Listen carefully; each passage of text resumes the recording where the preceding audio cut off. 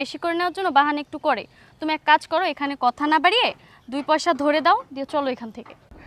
এই গরুটা আমি একেবারে আমার সন্তানের মতো অনেক কষ্ট করে বড় করছি।